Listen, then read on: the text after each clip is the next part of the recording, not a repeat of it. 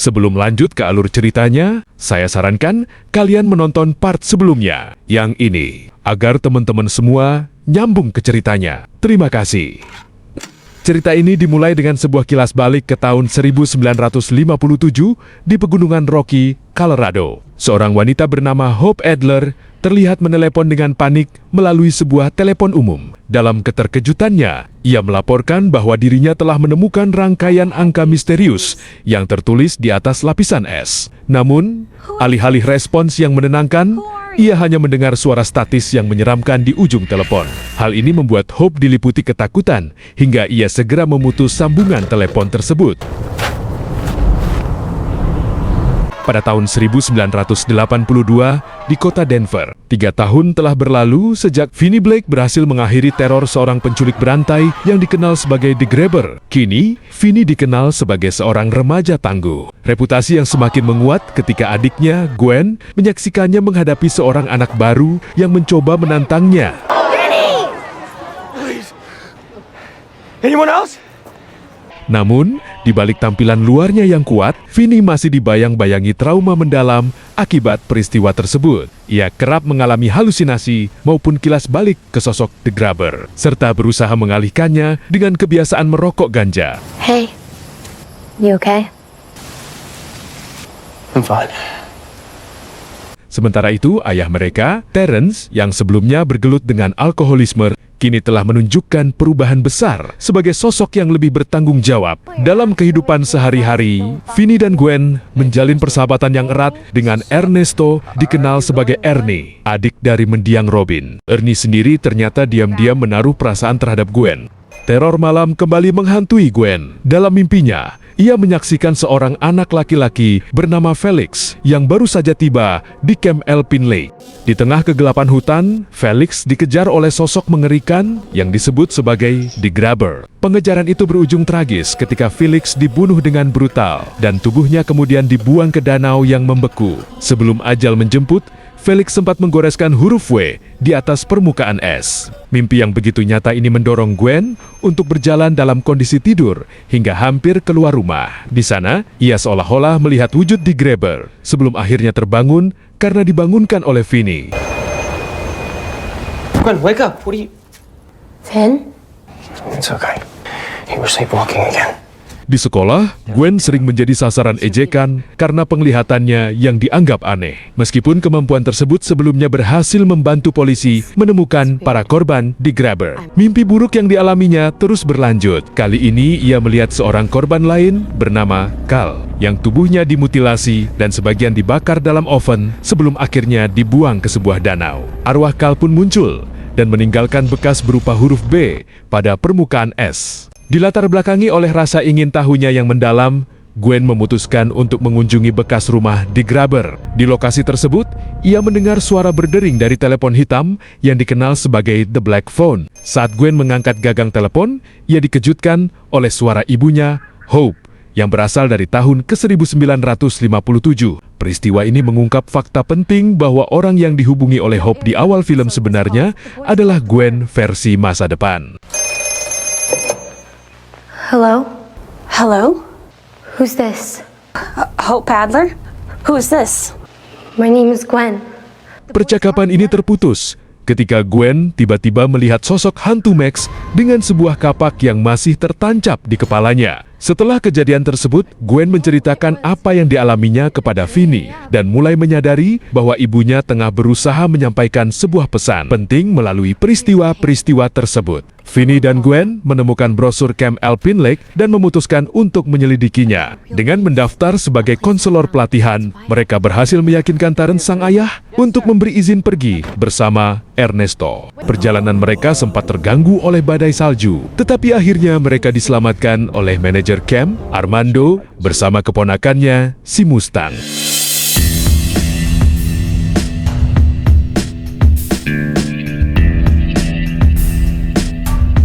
Di camp yang terpencil dan terisolasi itu, Gwen dipisahkan dari Vinny dan Ernesto yang semakin memperburuk kondisinya. Mimpi buruk yang dialaminya semakin sering dan mengerikan. Ia menyaksikan sosok korban ketiga, seorang anak bernama Spike, dengan kondisi kepala yang terbelah menjadi dua. Dalam visinya, arwah Spike tampak meninggalkan goresan berupa huruf H di atas permukaan es, yang kemudian membentuk inisial WBH. Sementara itu, Vinny mulai diganggu oleh dering telepon umum di luar area asrama. Ketika ia memberanikan diri untuk mengangkat gagang telepon tersebut, terdengar suara The Grabber yang berasal dari kegelapan neraka. Is anyone there?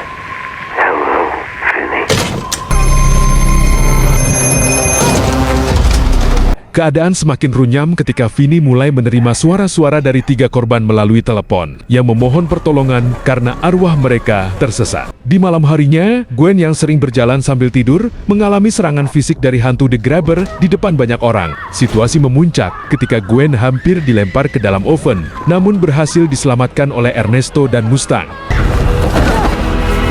Gwen! Gwen, wake up! Gwen, wake up! Mando kemudian mengakui bahwa ia mengenal baik dengan ibu Gwen, yaitu Hope Adler, yang dulunya dikenal sebagai konselor di tempat tersebut dengan nama panggilan Starlight. Saat melihat foto-foto lama camp, Vinny mengenali bahwa The Grabber adalah mantan petugas pemeliharaan di sana bernama Bill, yang kerap dipanggil Wild Bill Hickok yang disingkat menjadi WBH. Sama persis dengan apa yang dituliskan ketiga korban. Gwen pun menyadari bahwa camp ini adalah lokasi awal The Grabber melakukan pembunuhan. Dan untuk menghentikan terornya, mereka harus menemukan mayat ketiga anak itu yang tersembunyi di dalam danau yang beku. Teror mencapai puncaknya ketika sosok The Grabber mulai menampakkan dirinya melalui fenomena alam yang menyeramkan, seperti darah yang muncul secara gaib dan salju misterius. Vinny mengalami momen emosional dengan Mando, di mana ia membuka luka lama terkait trauma yang pernah dialaminya. Pada malam harinya, Gwen mendapatkan sebuah penglihatan tentang ibunya. Dalam penglihatan tersebut, terungkap sebuah fakta yang mengejutkan tentang kematian ibunya, yang selama ini dianggap sebagai aksi bunuh diri. Ternyata semua itu adalah hasil manipulasi The Grabber. Hope Adler dibunuh setelah ia memergoki The Grabber menculik Billy, korban pertama dari peristiwa tragis di film sebelumnya. Untuk menyembunyikan kejahatannya, The Grabber merekayasa kematian Hope agar tampak seperti gantung diri. Di dalam mimpi Gwen, The Grabber menyerang dengan menggunakan kapak, menyebabkan luka pada lengannya yang juga terasa di dunia nyata. Namun, anak-anak hantu yang selama ini menjadi korban The Grabber muncul dalam penglihatan tersebut untuk membantu Gwen melawan sang penjahat. Gwen berhasil meledakkan bilik telepon spektral sebagai cara untuk menghentikan dan memukul mundur The Grabber. Di dunia nyata, Mando berusaha memecahkan es di atas danau beku untuk menaikkan jasad salah satu korban, tetapi ia sempat terperosok ke danau akibat ulah The Grabber. Beruntung Mando pada akhirnya berhasil diselamatkan setelah mendapatkan info dari Gwen yang baru terbangun dari mimpinya. Mondo. Setelah itu, Terence tiba di camp dengan membawa mesin pengeruk salju setelah menerima panggilan dari Mando. Sementara itu, Gwen dengan tegas menolak untuk pulang sebelum tubuh anak-anak yang hilang ditemukan. Sebuah konfrontasi emosional yang intens terjadi antara Gwen dan Vinny, di mana Vinny akhirnya mencurahkan segala beban mental yang selama ini ia pendam. You think I don't fucking know it was real? I was so fucking scared. Gwen kemudian meyakinkan ayahnya tentang keakuratan mimpinya dengan menyampaikan detail-detail saat sang ayah menemukan jasad ibunya yang masih tergantung, yang akhirnya membuat Terence setuju untuk membantu mereka. Pencarian jasad korban pun berlangsung hingga larut malam. Di tengah Gwen yang terlelap, The Grabber melancarkan serangan brutal. Ia menyerang para staf camp menggunakan kapak, memicu kekacauan di atas danau es pada malam itu. Dalam keberanian yang luar biasa, Terence menyelam ke dalam air yang membeku, sementara Gwen dalam kondisi tertidur memberikan bantuan tak terduga dengan mendorong tong-tong berisi tubuh para korban ke permukaan air. Tindakan ini memicu kemarahan The Grabber. Ia membuka topengnya, menampakkan wajah aslinya yang membusuk dan menyeramkan. Dengan penuh dendam, ia berusaha menyerang Vinny. Namun Vinny melawan dengan keberanian yang tak terduga. Setelah tubuh ketiga jasad ditemukan, jiwa-jiwa mereka pun lalu terbebas. The Grabber yang tak berdaya dan mulai menghilang kekuatannya. Vinny pun menghantamkan wajah The Grabber ke permukaan es dengan penuh amarah, sementara Gwen pun turut membantu melawannya. Setelah tubuhnya diseret masuk ke air, kemudian hantu anak-anak itu pun muncul dan menyeret di Grabber ke dalam air yang gelap dan dingin. Di pagi berikutnya, Mando menghubungi keluarga para korban untuk memberikan kepastian atas apa yang telah terjadi. Saat Vinny dan Gwen bersiap untuk pulang, telepon umum tiba-tiba berdering kembali. Gwen mengangkat telepon itu dan mendengar suara Hope Adler dari surga. Dengan perasaan yang haru dan lebih tenang setelah percakapan tersebut, Gwen menceritakan pesan itu kepada Vinny. Bersama Terence dan Ernesto, mereka akhirnya pulang, membawa akhir bagi lembaran kelam dalam kehidupan keluarga mereka. Kemudian, film pun selesai. Film ini mengajarkan kita bahwa masa lalu yang gelap tidak akan pernah berhenti menghantui, sampai kita benar-benar berani menghadapinya, dan tentunya bersama orang-orang yang kita cintai. Buat kalian yang lagi cari tontonan seru di waktu luang, film ini pas banget buat nemenin kalian. Dan jangan lupa juga, tonton film versi fullnya ya teman-teman. Saya Mimin yang bertugas, pamit undur diri. Salam hangat buat kalian semua, dan sampai ketemu lagi di cerita seru berikutnya.